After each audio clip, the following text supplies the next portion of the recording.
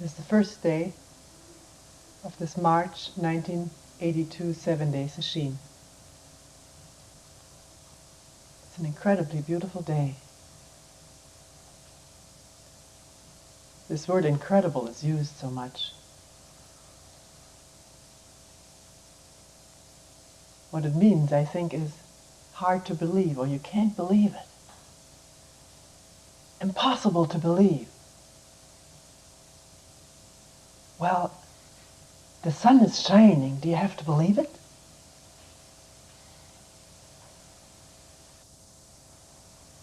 This vast sheet of sparkling water and ice, do you have to believe it? The roar in the trees, it's there.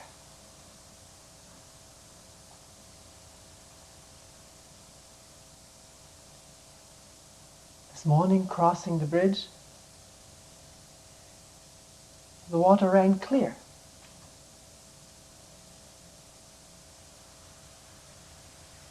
There's sheets of ice underneath and they make it appear milky, cloudy. But the water is clear.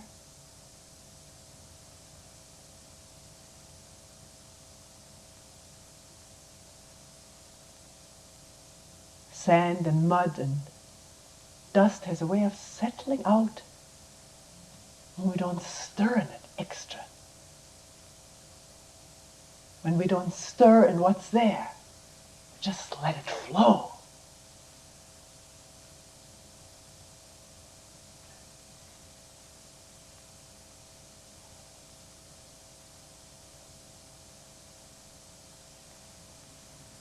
Many of you may be tired this morning, may not have been a very sleepful night. So many people in one room, it's difficult, particularly the first night. Some people are very light, sensitive sleepers and every noise jars one. So can everyone take extra care, also investigating a little bit what makes more noise and what makes less. One can find on the steps, maybe walking up to the side of the steps rather than in the middle makes them less creaky. And to step lightly. One of the lightest stepping mammals, the elephant, steps very tenderly. So just because you're muscular and strong and heavy doesn't mean that the walk has to express that. And the bathroom doors. Maybe something has already been oiled, or maybe the indoor supervisor could get a can of oil and drop it around. It's one of the most satisfying jobs. Only mechanical job I ever knew how to do, to oil something. And wonder of wonders, it wouldn't creak anymore. There too, to try to experiment with a door. What is the quietest way of opening it? Sometimes you have to take more time. It doesn't matter. The time is there. When there's no time. Maybe use two hands, catch it, push it gently. Sometimes you don't have to open it so far, just far enough for you to squeeze through.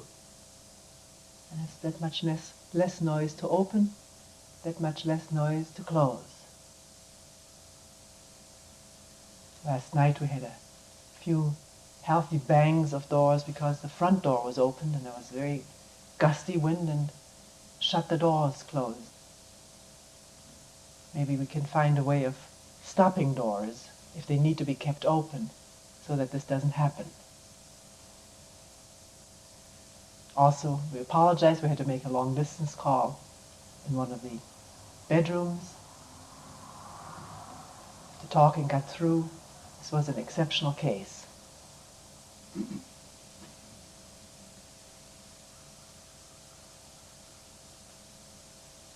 In listening to Teisho,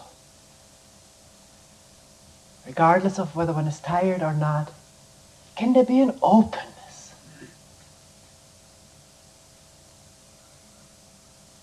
We will read today from some of the writings of Bankei, and many of you may have heard this or that selection. But at that moment when you recognize a piece, don't recognize it, which means don't project your memory, because then you're just hearing old stuff. Listen with new ears. The words you hear are not the important thing. The new ears are important. The ears that are innocent of past hearing and past remembering, and therefore can listen freshly and also looking inside at the same time. It may be that what is heard directly has to do with oneself, so that the words aren't important, but what goes on in oneself. To test it out, to give everything the benefit of the doubt. This kind of listening is not for remembering. It's for listening and seeing and doubting, not knowing, but trying to find out for yourself what it is that these words are pointing to.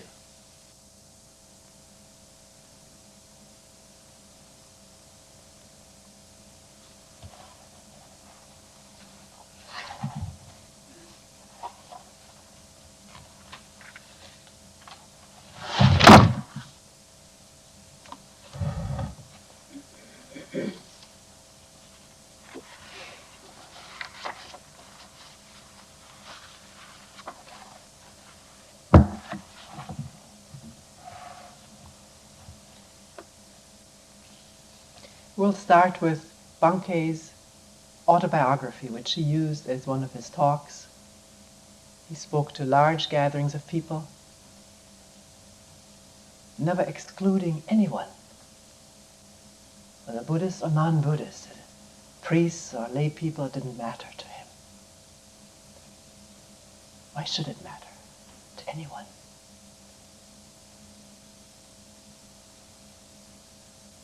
What matters is a deep concern.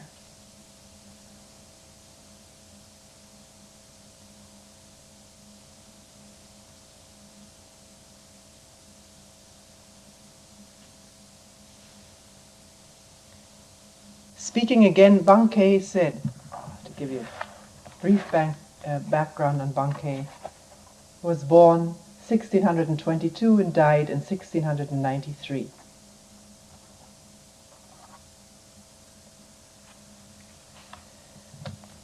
We shouldn't say too much background. Let's hear him talk himself. All of you here are extremely fortunate. It was different when I was a young man. In those days there was no wise teacher to be found, or if there was, I did not have occasion to meet up with him. For being rather headstrong, I devoted myself from an early age to exceptionally difficult training. Sort of his cup of tea. I was supposed to have had an incredibly strong constitution. I experienced suffering others could not imagine, and I expended a great deal of useless effort. The experience of that needless ordeal is deeply ingrained in me. It is something I can never forget.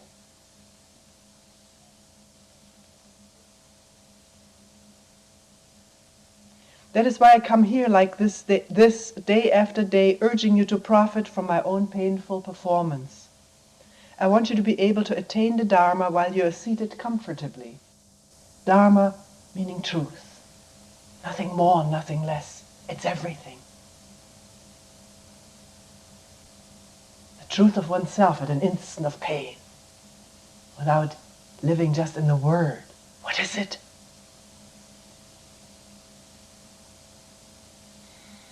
And then never trying to grab it. Now I've got truth. It's nothing you can grab. You can't grab that lake out there.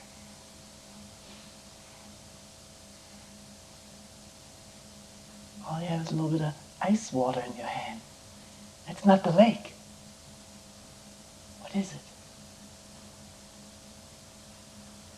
While you're seated comfortably and easily on the tatami mats without undue or unnecessary exertion. Because anyone who sits sesshin may start doubting right here about this. Seated comfortably and easily on the tatami mat, on whatever we're sitting on, cotton padding or matting. Batting, that's the word.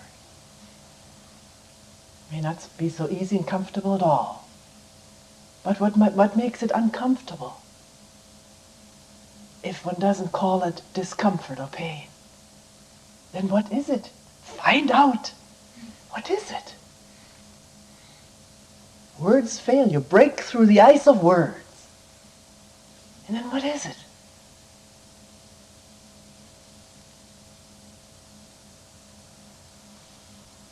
I don't say it's not pain or discomfort, but it's not the word, and it's not the conflict with it, the contrariness to it, or the bracing against it. That's extra. Or the wanting it. Some people say, I wish I had some pain, so I had something to concentrate upon.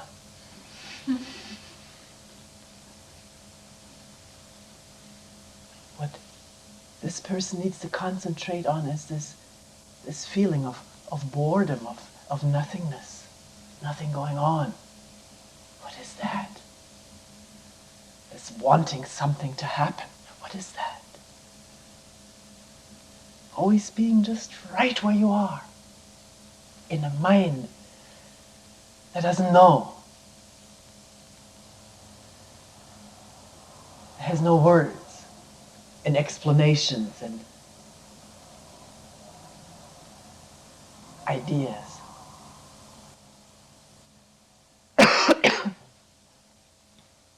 You should consider yourselves very fortunate, says Bankei. Nowhere else will you find a teaching like this. I was a foolish and headstrong young fellow, and sure enough, if I tell you about my experiences, some young men, and you can always, whenever you hear the word men, add women.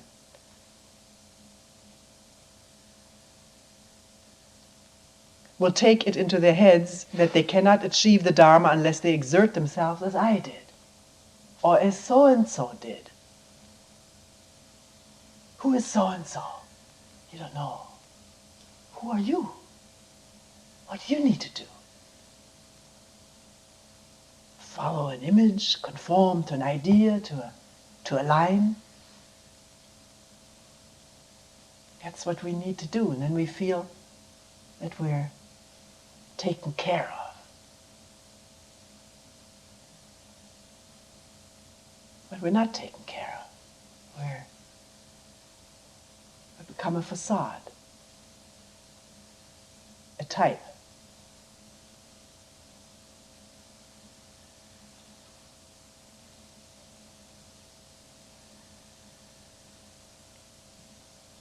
That they cannot achieve the Dharma unless they exert themselves as I did. And that would be my fault. Yet even so, I still want to tell you about them.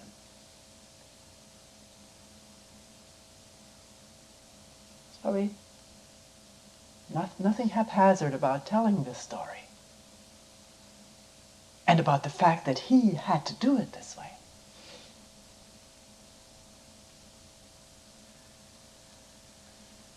I want the young people to listen very carefully, not just the young people. Some young people are already old and stagnant, and some old people are very young and alive. Even physically. Some young people cannot bend the body as easily as some old people, so it's not a matter of age. It's a matter of the fluidity, the flexibility of the mind. The swiftness, the not stickiness to beliefs and ideas and opinions and judgments and all this past experience. You're not stuck to that, and you're flexible, and the body corresponds to that.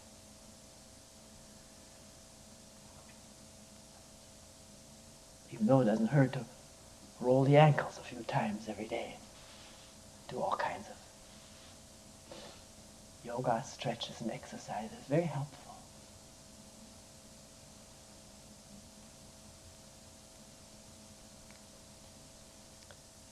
I want people to listen very carefully. Listen very carefully. You must attain the Dharma without the arduous struggle I put myself through. Attain the Dharma means see into truth. See. Without the me, right smack in the middle of the stage. Is it possible? Now, bearing that in mind, listen to what I say. My father was a masterless samurai, originally from Shikoku. He was a Confucian. He took up residence here, and here is where I was born. I was still quite young when he died, and I was raised by my mother.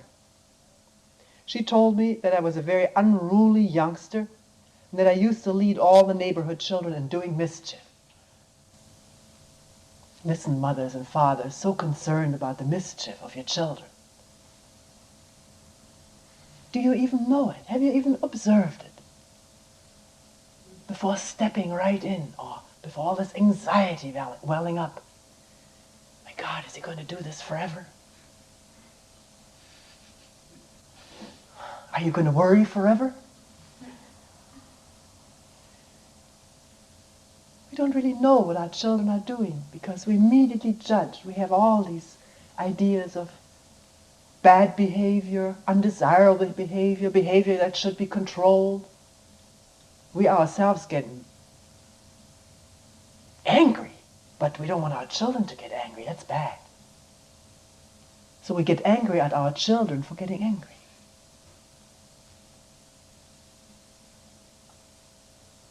A child doesn't have very many responses yet. And the responses a child has are very alive and very vivid, and at times very necessary, because parents are very frustrating people to have around. So they fly into a rage. And it's very upsetting, because you feel responsible for this. And you are most of the time. One has a way of just cutting things off right where the child's anger starts, and not looking a little bit earlier. What did I do? What happened? What brought this on? Can one include that? And a little bit more what happened before?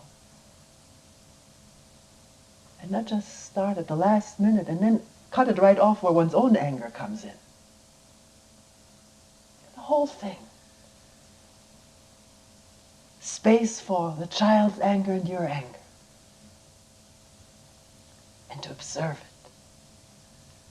Minutely, attentively. What is it? If you really must observe this, then you have no time to give expression to it. Observe it. Observing is not repressing, it's observing, attending. What is it? With a mind that has no set ideas and precepts and images.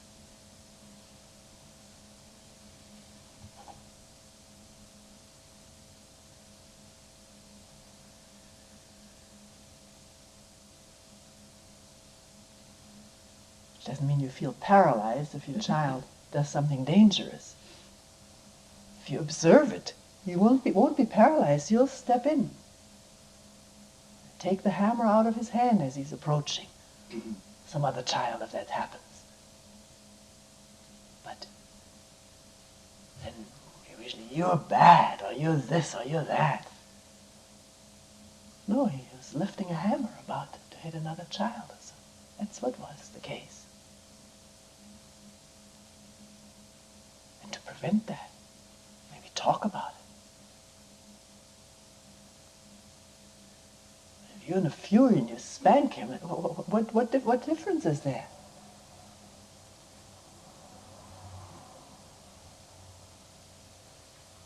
Between what he was about to do and what you're doing. Can one become aware of how one relates? All the ideas and the absence of direct seeing in relationship. Directly. There must be a real concern and curiosity and interest how human beings behave and relate, including this human being, which is not so different from everyone else. And in this curiosity and interest to find out, images have no place. They disturb, they cloud. So they drop away if this interest is there.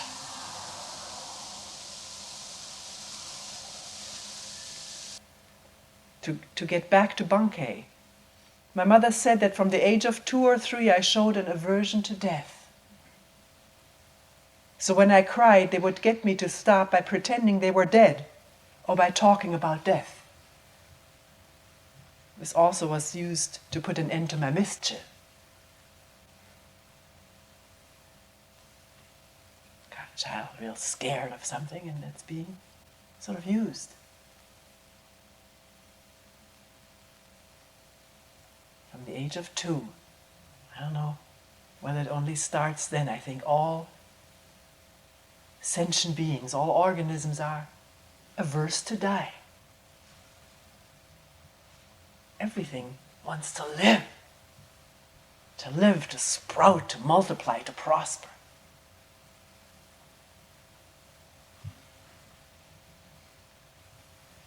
To propagate.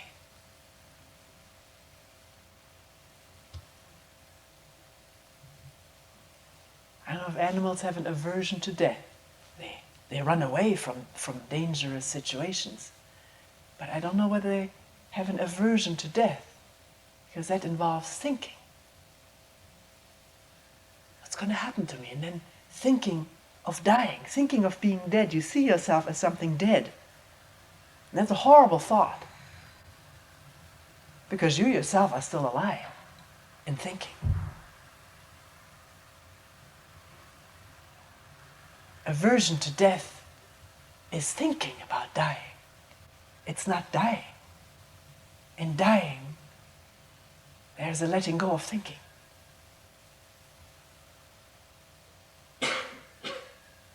Maybe questioning, what is this? It comes up to people and says, Sheen, this feeling, I'm going to die. It's going to kill me. Are you curious? I don't mean it in a trifling sense. What is this not being in my habitual ways of being, which is thinking about my existence? Thinking is my existence. What I know. My talents, my aptitudes. It's me. And the image I have about that. Questioning, moo or who or what is it, or just plain questioning. And that there's no room for little safe islands of existence. Every little island that crops up, can it be questioned? Which already means no clinging. Questioning is a different state of mind, a different approach. It says, I don't know. What you don't know, you don't cling to. You cling to what you know.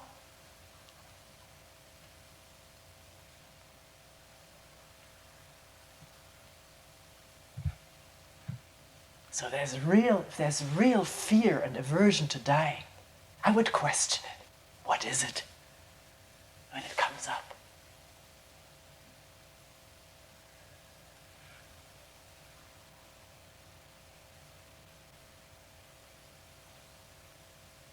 And the the fear, what is it? Where does it come from? What is it? What's underneath it? But not philosophically speaking or analytically speaking, but directly plunging into you know not what.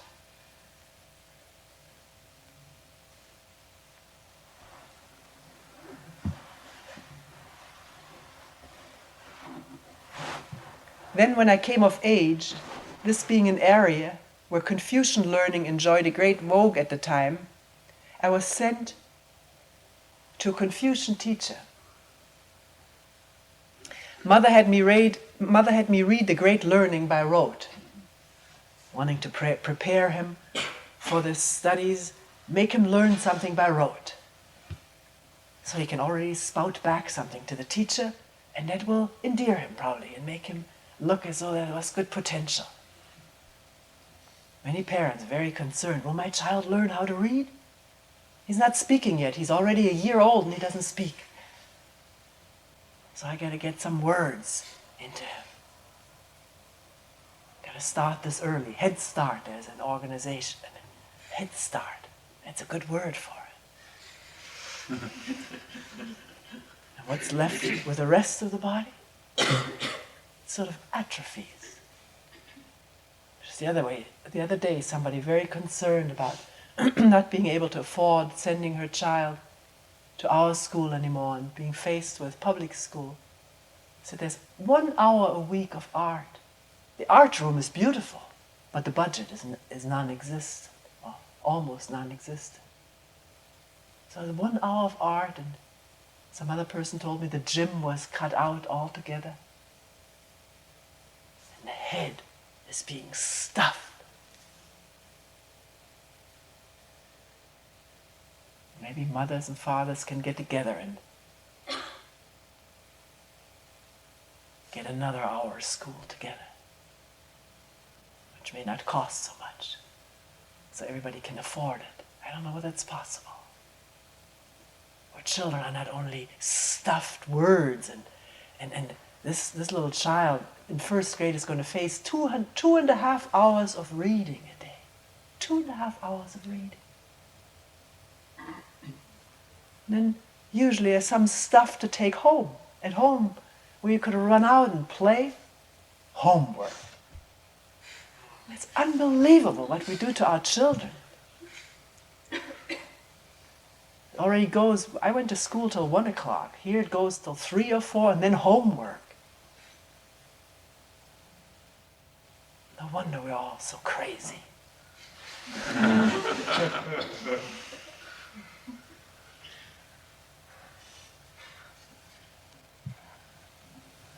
Knowing how to get to the planets and the moon and not understanding the first thing about ourselves. Beyond words and beyond knowledge.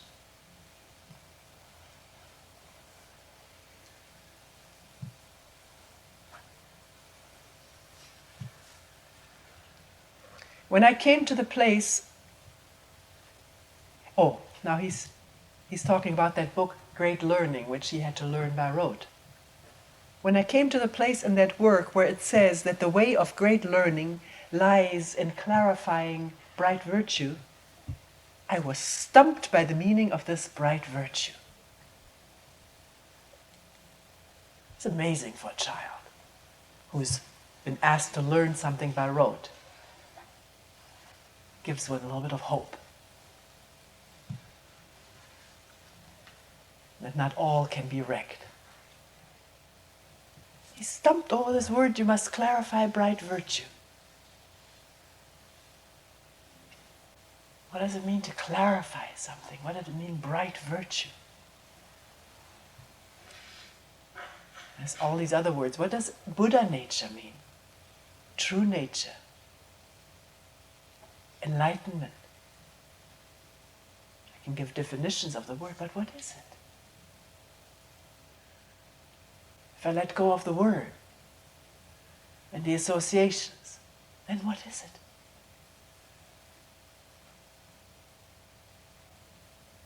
All I see in myself is darkness and dullness and anything but virtue. mischievousness. Bullying is what was a characteristic about Bankei, bullying other kids.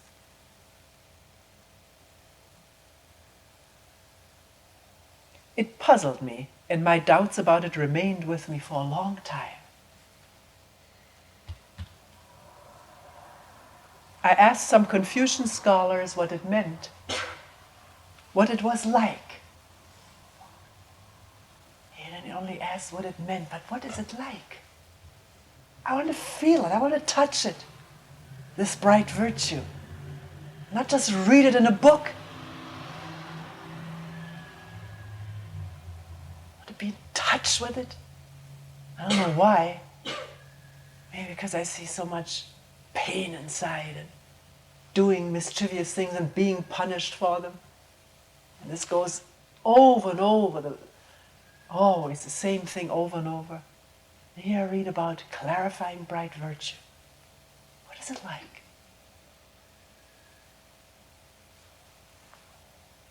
But none of them could give an answer, says Bankei. None of them could give an answer. It's really very fine that nobody just gave more words to this child. Or said, just learn this by rote and don't ask stupid questions.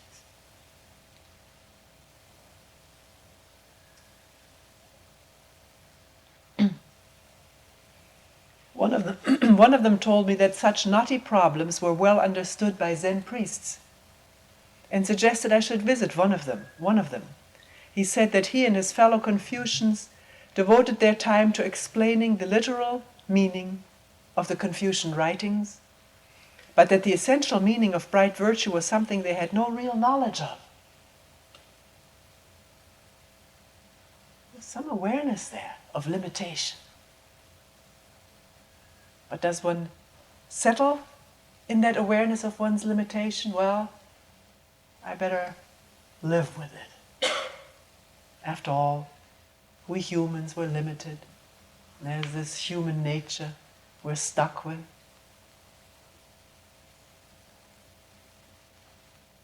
Here's a child who wants to find out whether one has to be stuck with words.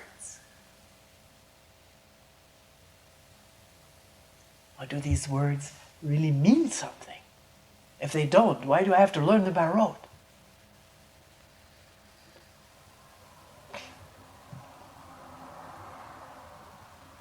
Still burdened with my problem, I decided to follow his advice. In those days, though there was no Zen temple in the area, so I was unable to put my question to a Zen priest.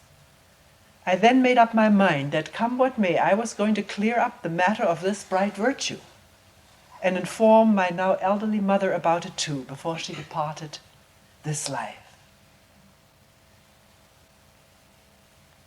So the fact that she'd scared him with death, tried to get the mischief out of him, it didn't affect something. It was much deeper than that. A really deep affection. She'd probably taken very good care of him. Maybe not even that. It was just affection. And seeing the pain of ignorance in human beings.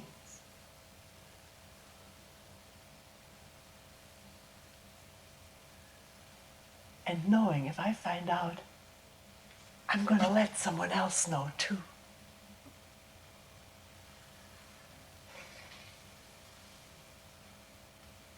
That needs no vow. That comes naturally.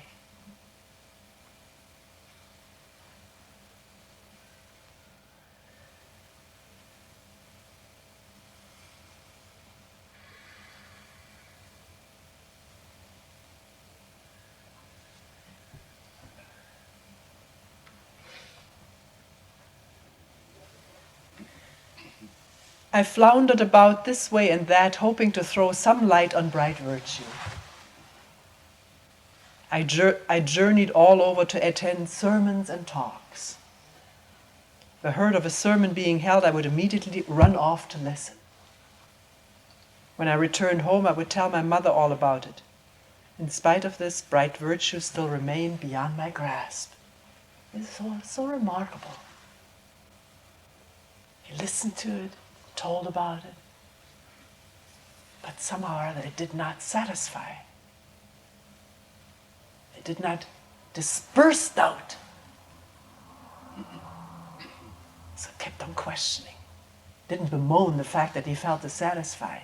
So many people bemoan the fact that they're forever dissatisfied. Why bemoan it? It's a good condition to be in. Then you won't settle down for anything.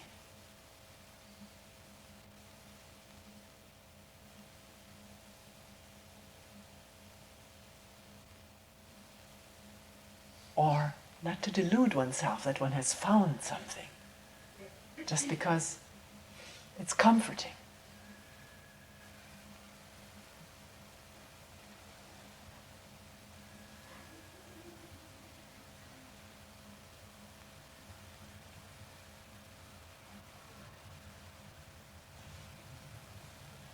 Determined now more than ever, I succeeded in finding a Zen priest. He told me that if I wanted to understand bright virtue, I should do Zazen. There's an interesting thing that determined more than ever, I succeeded in finding someone. This is something that doesn't have to be believed in, but it does happen. One knows it for oneself.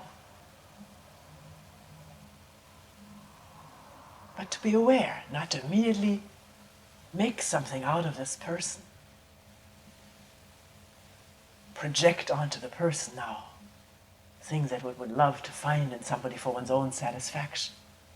For one's own feeling of security, you project something onto a person. How absurd. Don't look for security, look for truth.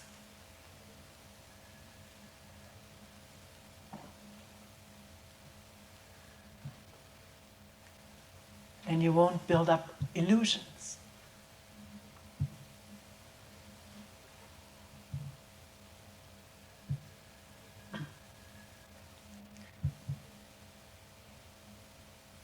He told me that if I wanted to understand bright virtue, I should do Zazen.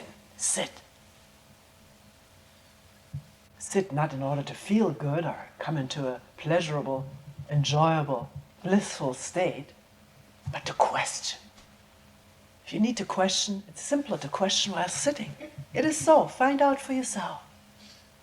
While you run around or walk around, it's not quite as simple to question. And yet at times we walk. Do take some walks here.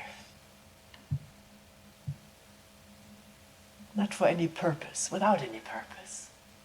It's all there. In the walking, in the breathing. No words are needed.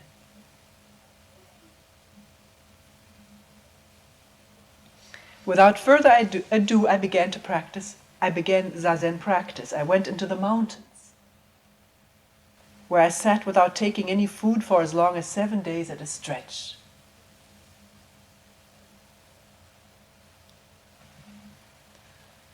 Drawing up my garments, I sat directly on the sharp surface of the rocks. Once seated, heedless of the risk to my health, I did not stop until I toppled over, unable to sit up any longer under my own power.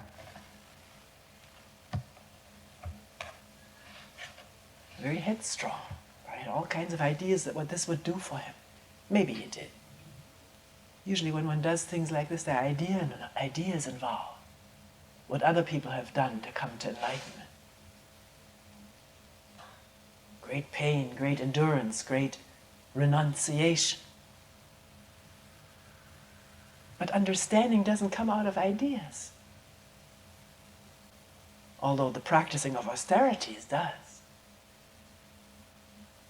Buddha himself did it until he all of a sudden saw directly the futility of this, and he abandoned it completely. Just sat on a cushion of grass under a tree.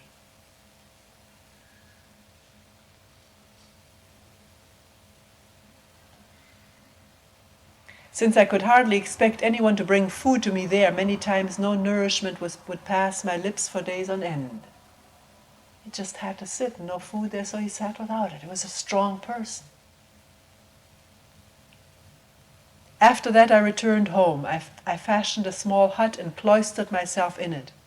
I would do the Nembutsu and enter a Nembutsu Samadhi for long periods without sleeping, which is sort of a mantra-like practice of repeating a word. Nembutsu is Buddha. Repeating that word, hoping that maybe some understanding would come from this. Maybe the priest was a Pure Land priest who practiced this kind of thing. Told him, you just keep repeating the word Nembutsu and it'll take care of itself. But this man didn't delude himself. I tried everything I could think of, but was in the end no closer to understanding bright virtue than before.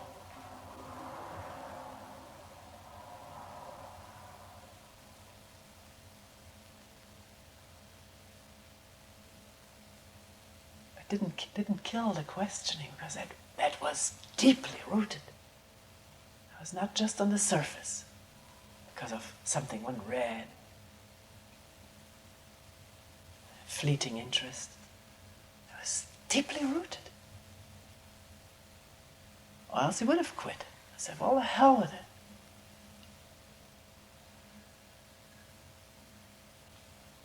But as I was too unmindful of my physical condition and pressed myself cruelly, the skin of my buttocks became broken, causing me pain when I sat.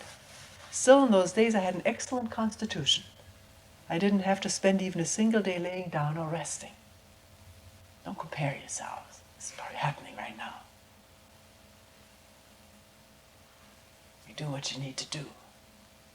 But it points up what is a fact to be found out by everyone, that what we think we need as resting time is not necessarily what we do need as resting time. Sometimes a few hours spent in deep sleep can totally refurbish and re-enliven a tired body, whereas 8 or 10 hours spent tossing and turning in dreams, one wakes up more tired than when one went to sleep. So not to have any ideas, but to find out and to do what is needed without a measuring stick. No measure. We used to chant Dharma gates beyond measure. And we constantly measure our progress according to standards and compare it with that of others, and usually we feel miserable as a result of this measurement. Or we make ourselves temporarily feel pretty good, but it doesn't hold. It has no solid foundation because it's based on measurement. In Sanskrit, the word measurement is Maya, and Maya is called the world of illusion.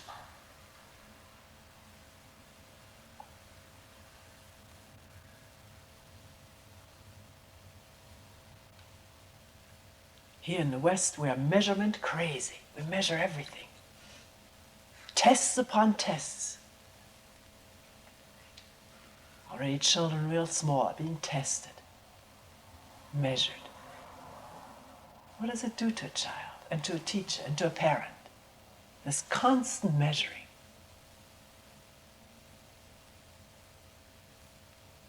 Puts you into a category that you're stuck with, because the measure has proven that this is what you are. Measurement more important to us than the child, isn't it? Or is it? Or will you as a parent not pay attention to these measurements, but pay attention to the child and to yourself in relationship with the child?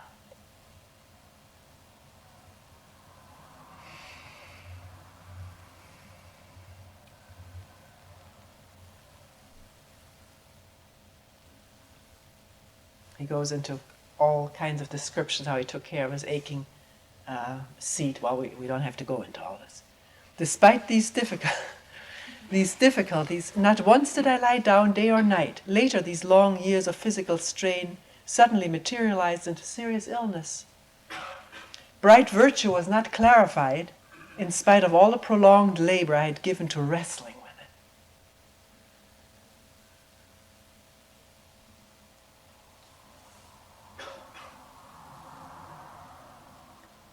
it. We don't know whether it happened to Bankei, but very often submitting to austerities or fasting also induces a subtle pride in one's something or other, spirituality. Remember when people used to measure each other in their length of days of fasting. Somebody told me, he's already fasted for over 20 days. And one person who had just completed his first fast, 7-day fast, told me at that time, no more of it. The pride was incredible. Just walking here in the streets, feeling so much superior to all these people who haven't fasted. But it was not the end for him. He kept on fasting.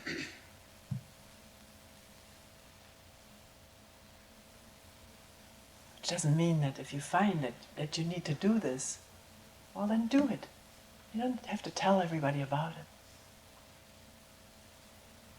And watch what feelings come up. There's maybe a sort of a rarefied feeling. I've never fasted, so I shouldn't talk about it. People tell me it's sort of a greater sensitivity or something. Well, so what?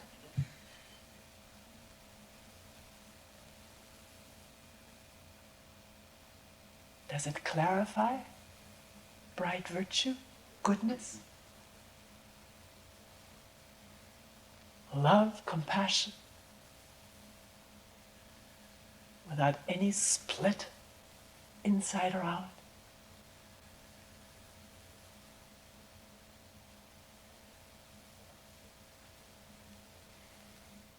My illness steadily worsened. I grew weaker and weaker. Everyone told me that I must recuperate my health at the hut, and a person was provided to nurse and look after me. But the illness proceeded to an acute point. For a whole week I couldn't swallow anything except some thin rice broth. I became resigned to the fact that I was going to die. Pushed himself that far. And he says I was resigned to the fact I was going to die. I viewed it as something inevitable, and I felt no particularly great regret. There was apparently no more clinging. There had been such pain, such frustration, such disappointment, that clinging sort of fell by the wayside. No regret. I was only sorry to have to die without realizing the meaning of bright virtue, which I had been so deeply concerned with for so long. Suddenly, just at that time, I realized what until now I had been unable to understand, that all things were taken care of in the unborn,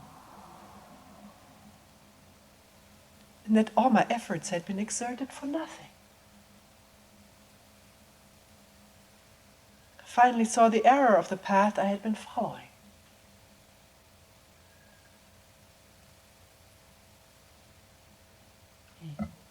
For lack of a better word, he used this word unborn.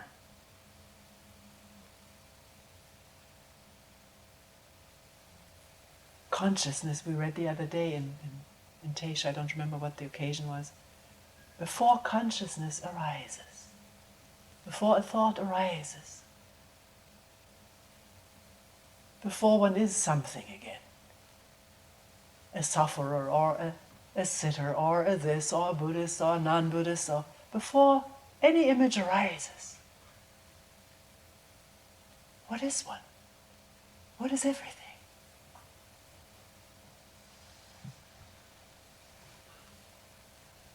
You don't know. The minute you give a word to it, a name to it, you know it. You know the word, and you separate it from what he calls this unborn.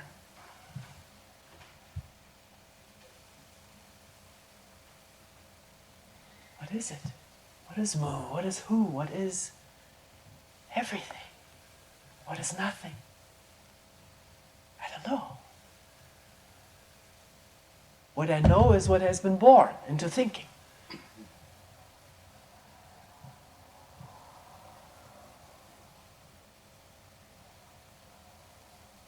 Can I work here for 7 days? Not continuously, that's another thought that's just born. In this not knowing, which means not wanting something out of this. You may have come here to the sesshin because you want to get something out of it. Of course, Bankei wanted to understand bright virtue, but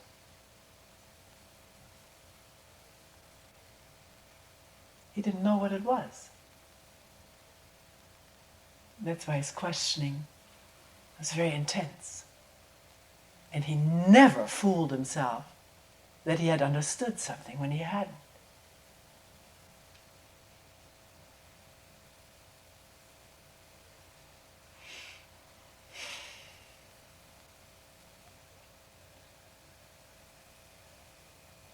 Then, overjoyed as I felt the first signs of improvement in my condition immediately improved.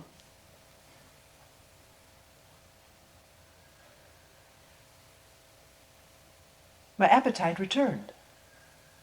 I summoned the nurse and told him to prepare some rice gruel I was now able to eat. Even though he seemed to think this a strange request, coming from someone until now at death's door, he was highly pleased too. Apparently the nurse moved right with him. If he was going to die, well, that was that. Now all of a sudden he wants to live again. Well, all right. Cook some rice for him.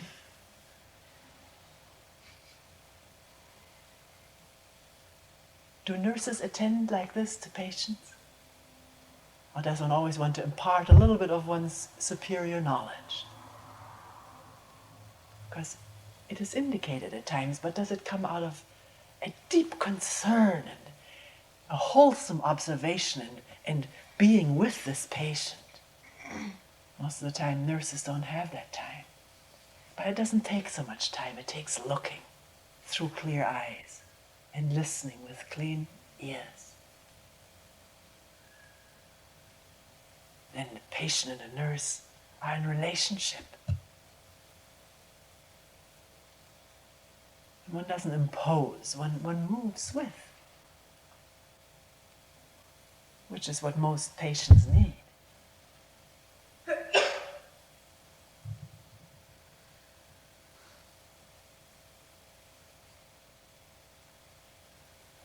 Someone to listen to listen to one, so one can, in that one is able maybe to listen to oneself.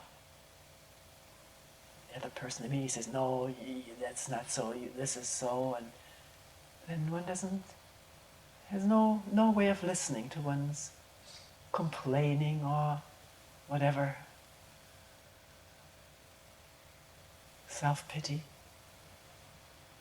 If somebody's there to listen, not just dutifully listening, it's not listening. You may listen, give the appearance of listening, and at the same time you think your own stuff. That's not listening. Listening is to be that patient, that child, that man, that woman, the boss or the person who works for you.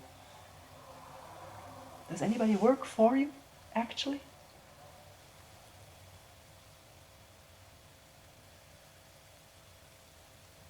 Watch your language when you are in that position where people, quote, work for you.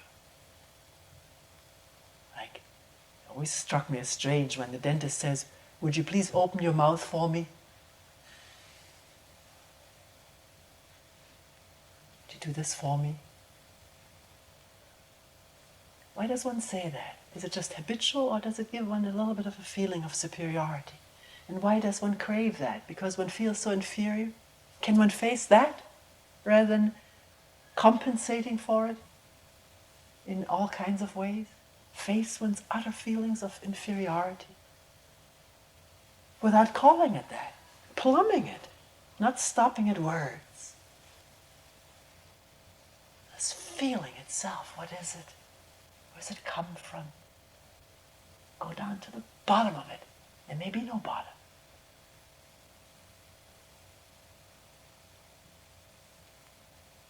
Maybe something else. You don't know.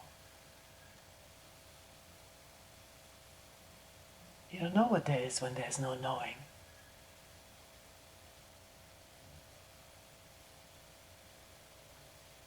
He hurriedly started to prepare the food. In trying to feed me as quickly as possible, he gave me the gruel before the rice had been thoroughly cooked. Now we all know what happens if you don't eat rice that's been thoroughly cooked. You get indigestion. But Bankei says I didn't even notice it and wolfed down 2 or 3 bowls of it without any adverse effect. Which doesn't mean that one has to eat rice now before it's cooked. But the idea, hey, I ate something that wasn't cooked, and the idea, it kind of lingers in the mind. There's a fear of it, one has heard it so much, and pretty soon you feel sort of an indigestion. The thoughts haven't been digested.